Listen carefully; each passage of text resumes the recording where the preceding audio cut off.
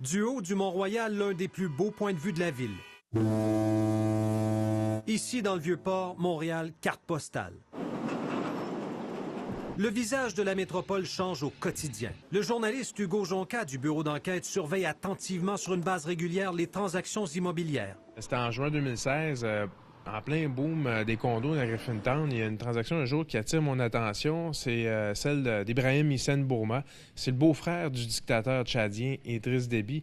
Lui, tout d'un coup, il achète plus de 3 millions de dollars de condos d'un coup. Une année complète d'enquête journalistique menée par Hugo Jonca et ses collègues pour apprendre que des dizaines de propriétés, particulièrement ici à Montréal, sont entre les mains des politiciens, des hauts gradés et des hommes d'affaires proches des régimes les plus corrompus d'Afrique. Ils investissent depuis des années dans l'immobilier québécois, presque toujours sans prendre d'hypothèque, ce qui ne semble pas avoir éveillé la curiosité des autorités.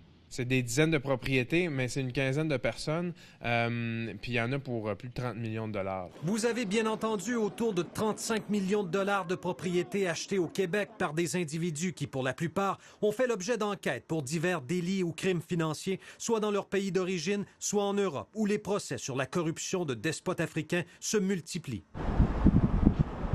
On vous amène à l'île des Sœurs. Rue O'Reilly, un condominium d'1,6 million de dollars détenu par Rachida Kaba. Son mari, Tite Kaba, est soupçonné d'avoir produit un faux titre foncier au Congo-Brazzaville au bénéfice d'un proche du dictateur Denis Sassou Nguesso. Le couple Kaba a transigé pour près de 4,5 millions de dollars en propriété depuis 2008 à Montréal et dans les Laurentides, mettant la main notamment sur cette somptueuse demeure de plus d'1 million de dollars à Piémont.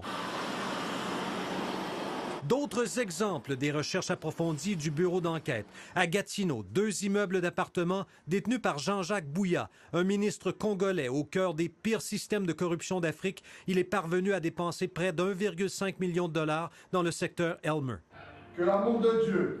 Wilfrid Nguesso, fils de dictateur. Il est propriétaire de cette maison d'1,4 million dans Ville-Mont-Royal. La France vient de l'arrêter pour blanchiment de détournement de fonds publics.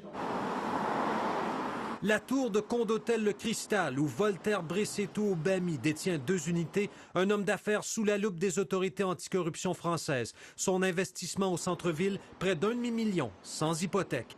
Si en Europe, les autorités ont lancé la chasse aux biens mal acquis, au Canada, non seulement l'expression n'existe pas, mais personne ne pose encore la question à ces investisseurs. Yves Poirier, TVA Nouvelles, Montréal.